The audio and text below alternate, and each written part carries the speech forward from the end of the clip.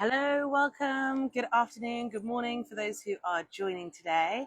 I have the pleasure of being here at the ASRM 2023 Fertility Conference in New Orleans with John Condon, who is the Senior Director of Business Development across Americas for reproductive medicine. Welcome, John. Welcome everyone to our booth, and thank you for joining us today. Absolutely. So we are at the Cryoport booth in New Orleans at ASRM, and we have some tanks behind us, which we're going to show you shortly.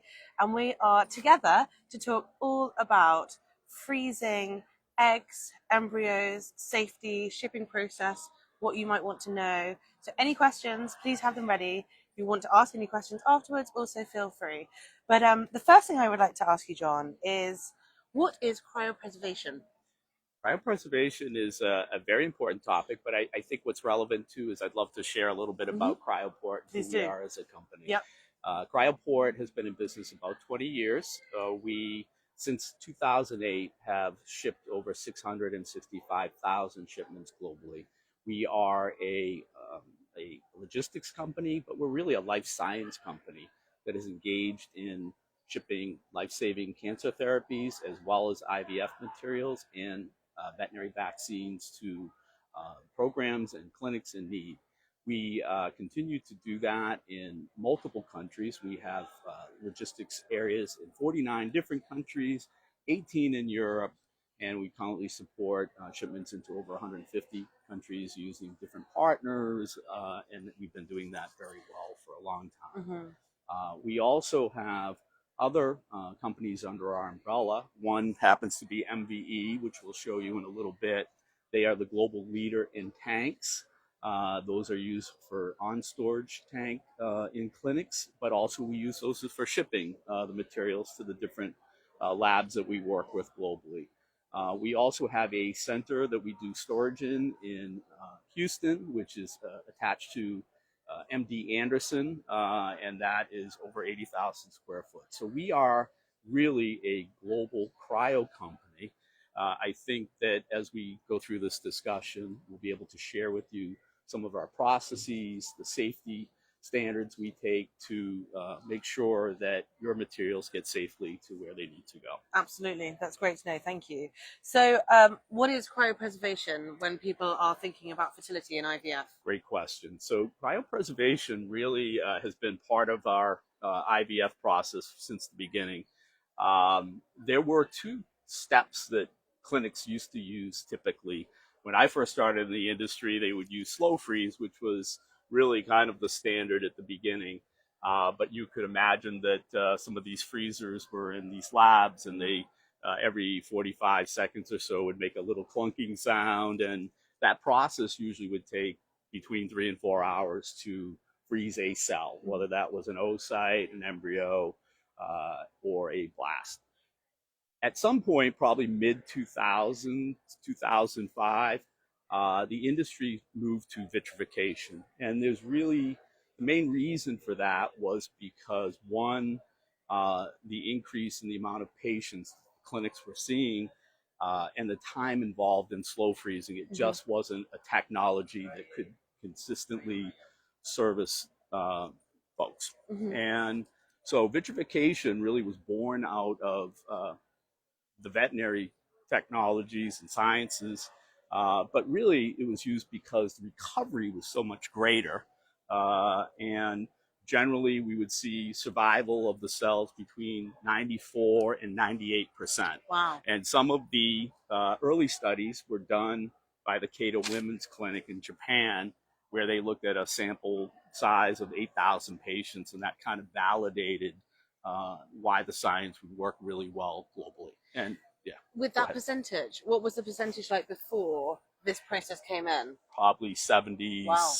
Low Okay. 80s, but it really was more the timing. And as labs got busier in the mid 2000s, they just really couldn't keep up with the demand.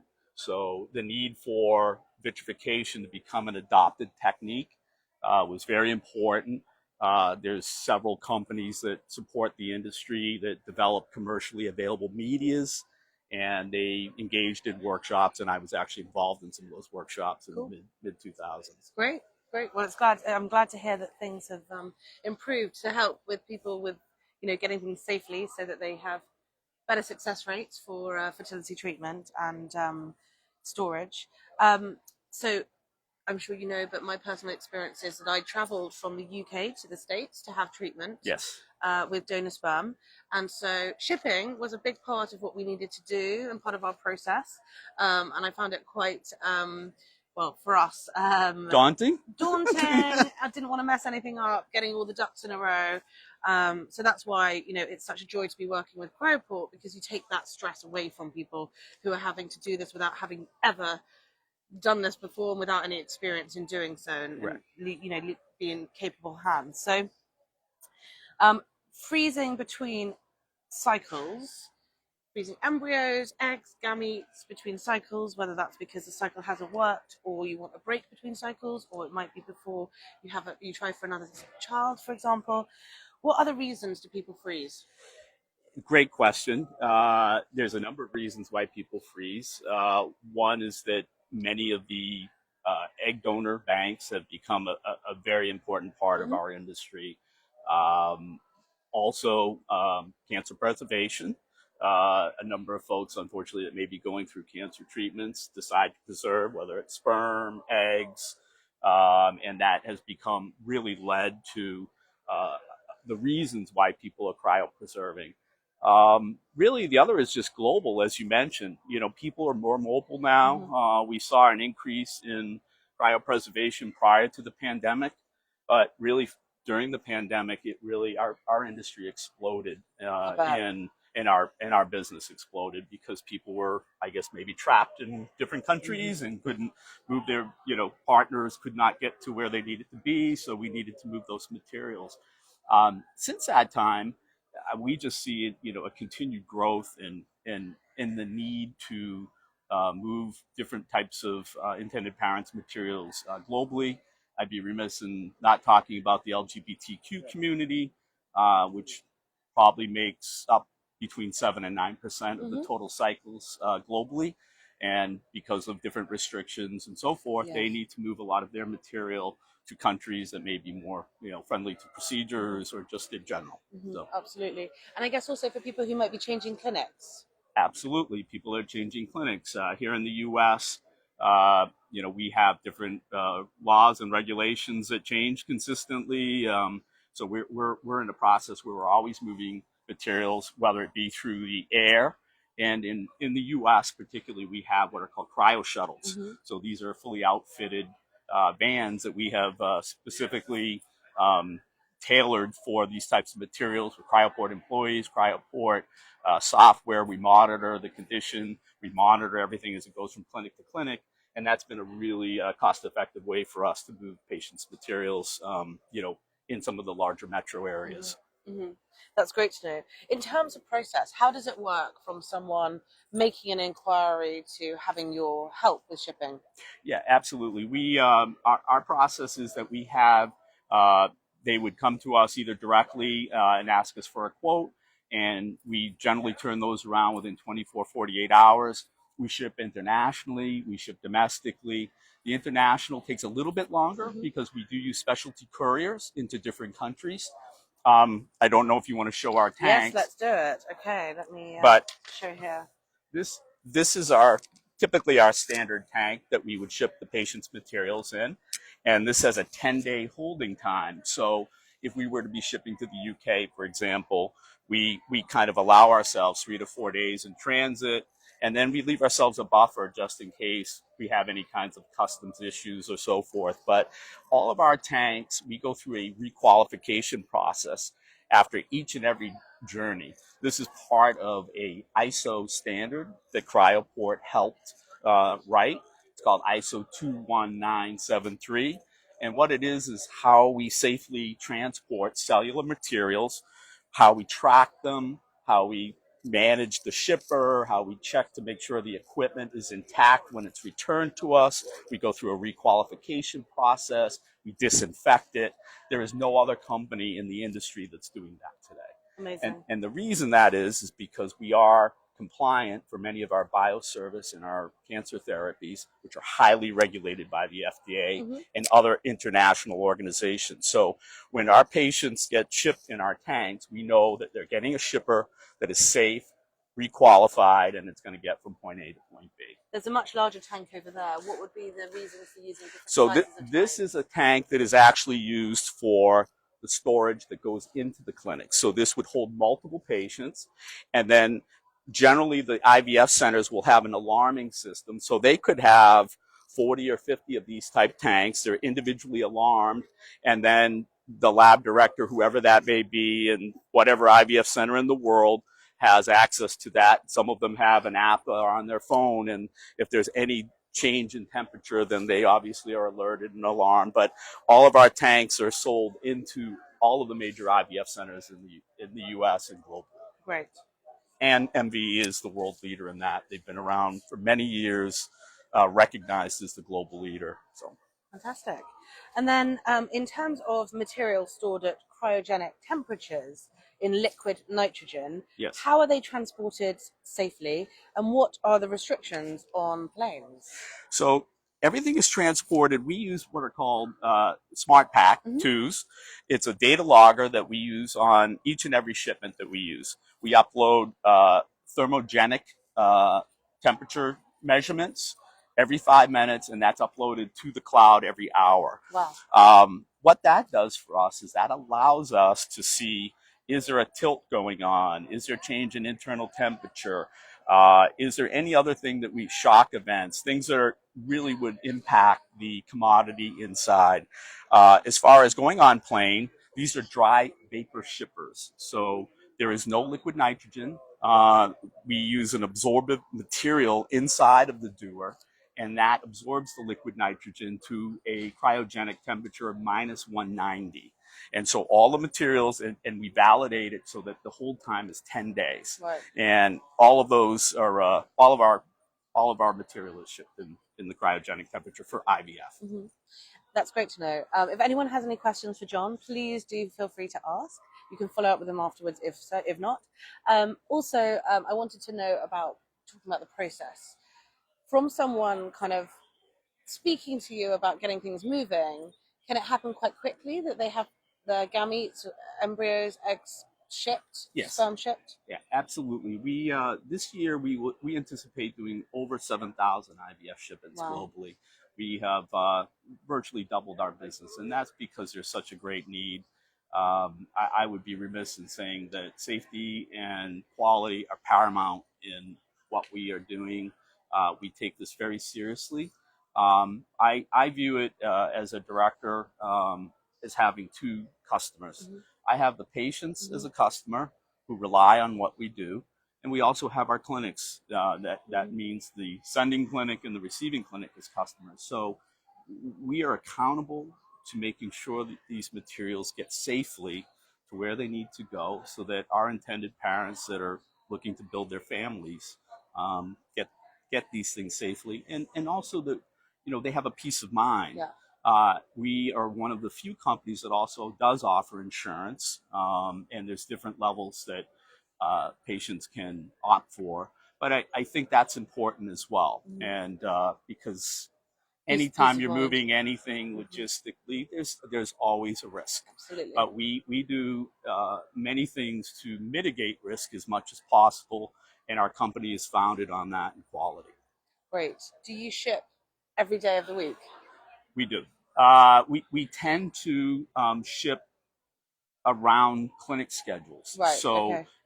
We have a team of 7, including an associate director. We currently have a client care manager in Australia, one in Japan.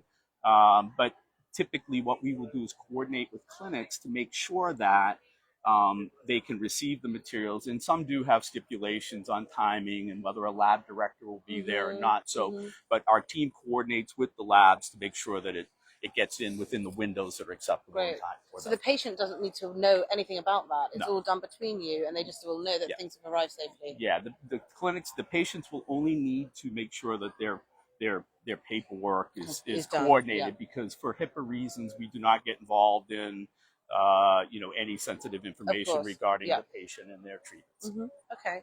And in terms of international shipping, of which of course you do lots, are there regulations and guidelines in the US that are different to other countries? And how does this affect moving containers? Great question.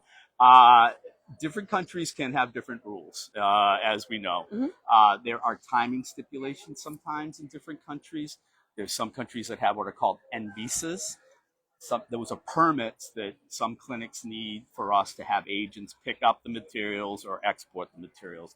There are different times and different restrictions in different countries. What we recommend is that if any of the intended parents are looking to ship from, say, the UK to Latin America or from the US to the Netherlands, you can contact us and we can give you a better estimate of what that timing would involve.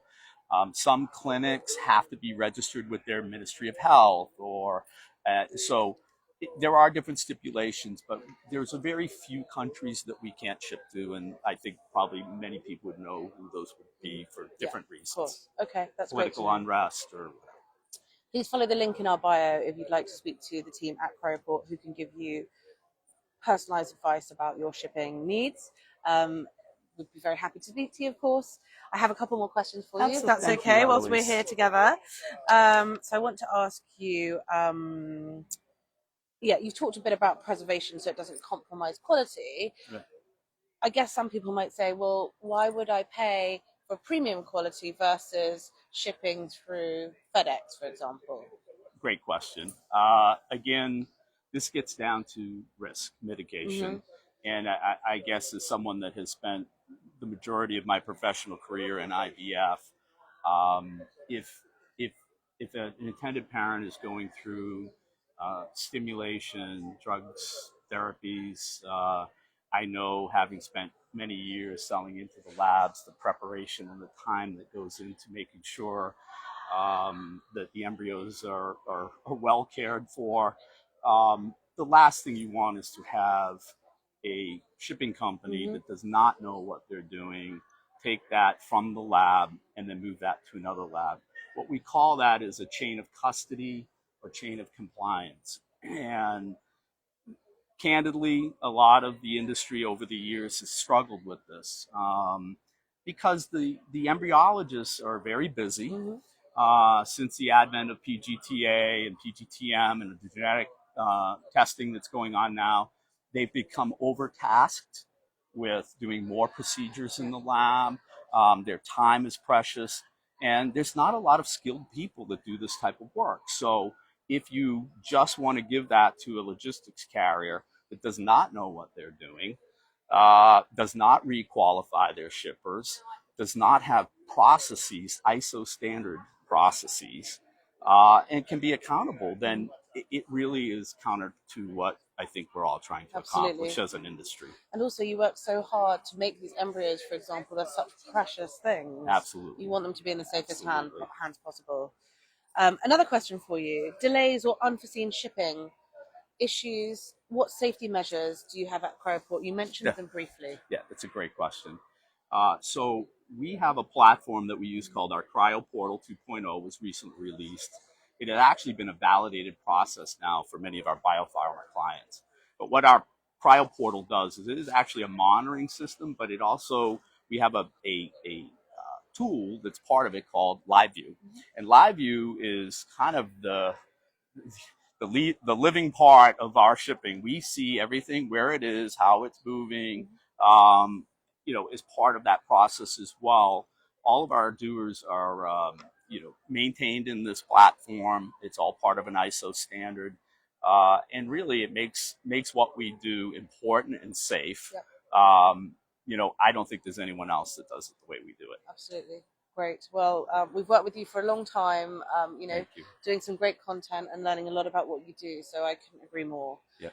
If anyone has any questions, please feel free to drop them in the DMs or go to our link in bio to speak to the team directly at Cryoport.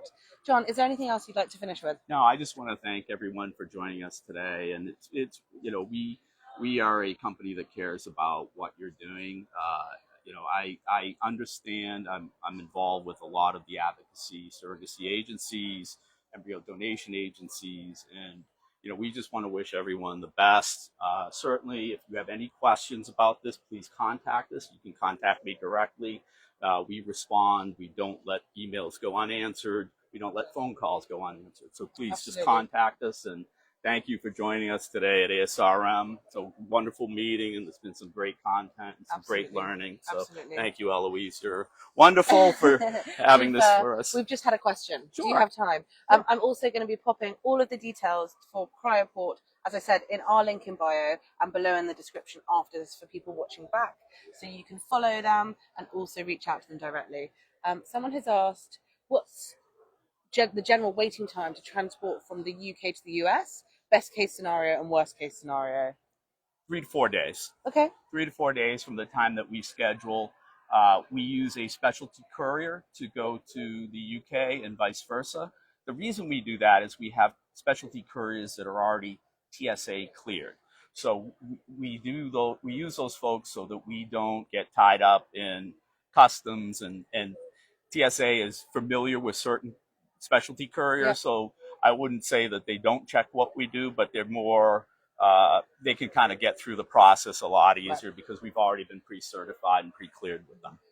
Makes complete sense. Well, a big thank you to John for being with me here today at ASRM from Cryoport, and for talking all about the safety and process of shipping.